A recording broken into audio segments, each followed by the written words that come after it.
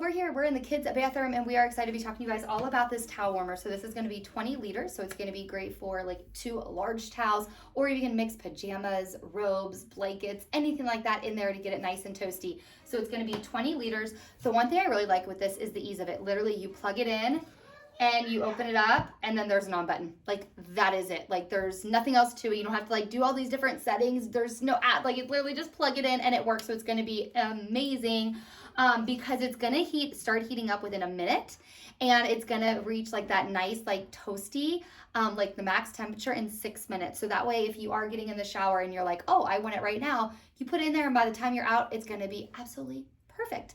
The other nice thing I like with it is a 60-minute auto shut off. That is big. I'm really big with like safety stuff where they automatically shut off, because let's be real, sometimes you forget to turn it off or forget to unplug it, and I really like the fact that it's gonna automatically shut off. So are you ready to feel how toasty it is? All right, so look, you open it up. Okay, so the first one, I have our son's blanket in there. Oh, it literally feels like it just came out of like the dryer. So warm. And then here's your robe. You wanna put it on?